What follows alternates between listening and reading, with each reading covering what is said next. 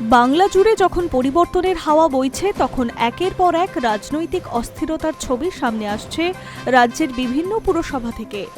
এবার সেই তালিকায় নাম জুড়ল উত্তর দিনাজপুরের কালিয়াগঞ্জ পুরসভা। বড়সড় রাজনৈতিক চাঞ্চল্য তৈরি করে পুরপ্রধান পদ থেকে ইস্তফা ঘোষণা করলেন তৃণমূল কংগ্রেসের পুরপ্রধান বিশ্বজিৎ কুণ্ডু।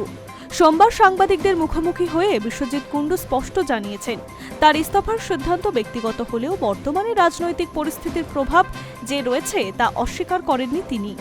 তার কথায়, যেহেতু আমাদের সরকার নেই তাই এই পরিস্থিতিতে কাজ করা কঠিন হয়ে উঠেছে, সেই কারণেই আমি ইস্তফা দেওয়ার সিদ্ধান্ত নিয়েছি।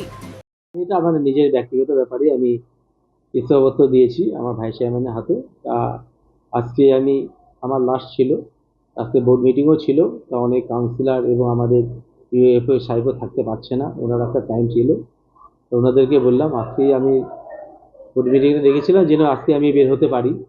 যাই হোক, ওনারা একটা টাইম বেঁধে দিল যে আপনাকে আর কটা দিন থাকতে হবে, সেটা হচ্ছে 28 তারিখ অবধি। সেদিনকে আপনি লাস্ট বোর্ড মিটিংটা হবে 28 তারিখে, সেদিনকে আমি চলে যাবো। আমি 14 তারিখে দিয়ে দিয়েছি। আপনি 28 তারিখে যেহেতু বোর্ড মিটিং আছে, তাহলে এই যে দিনগুলো এগুলোতে আপনি কি দায়িত্বভার সামলাবেন? এখন এই 28 তারিখ অবধি আমি দায়িত্বভার সংগ্রহ করছি আর কি। না, কোনো কারণ না, এটা আমার নিজের ব্যক্তিগত কারণ, কোনো কারণ নাই, এর মধ্যে কোনো বিষয় নেই। যেহেতু আমাদের সরকার নেই, সেহেতু কারণেই আমি ইস্তফা দিচ্ছি। তবে রাজনৈতিক মহলের একাংশের মতে শুধুমাত্র রাজনৈতিক কারণেই নয়, পুরসভার আর্থিক সংকটও এই ইস্তফার অন্যতম বড় কারণ। সম্প্রতি কালিয়াগঞ্জ পুরসভার সাফাই কর্মীরা বকেয়া মজুরির দাবিতে বিক্ষোভে সামিল হয়েছিলেন।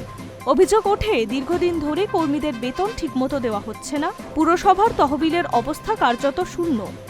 গত 14ই মে সাফাই কর্মীদের সেই বিক্ষোভের দিনই পুরপ্রধান পদ থেকে ইস্তফা দেন বিশ্বজিৎ কুণ্ডু। এরপর নিয়ম মেনে সোমবার দুপুর 2টায় জরুরি ভিত্তিতে বোর্ড অফ কাউন্সিলের বৈঠকে ডাকা হয়েছিল তার ইস্তফাপত্র গ্রহণের জন্য, কিন্তু শেষ মুহূর্তে সেই বৈঠক বাতিল করে দেওয়া হয়। পুরসভা সূত্রে খবর, আগামী 28শে মে পরবর্তী বোর্ড অফ কাউন্সিলিং সভা অনুষ্ঠিত হবে। সেই বৈঠকেই বিশ্বজিৎ কুণ্ডুর ইস্তফা নিয়ে চূড়ান্ত সিদ্ধান্ত হতে পারে। ততদিন পর্যন্ত তিনি পুরপ্রধান হিসেবে দায়িত্ব সামলাবেন। এই ঘটনার পর থেকেই কালিয়াগঞ্জের রাজনৈতিক মহলে জোর চর্চা শুরু হয়েছে। বিরোধীদের দাবি, রাজ্য জুড়ে প্রশাসনিক ও আর্থিক সংকটের কারণেই একের পর এক পুরসভার সমস্যা দেখা দিচ্ছে। অন্যদিকে তৃণমূলের তরফে এখনো পর্যন্ত এই ইস্যুতে আনুষ্ঠানিকভাবে বড় কোনো প্রতিক্রিয়া দেওয়া হয়নি। এখন দেখার আগামী 28শে মের বৈঠকে কী সিদ্ধান্ত হয় এবং কালিয়াগঞ্জ পুরসভার ভবিষ্যৎ কোন দিকে মোড় নেয়। High News network.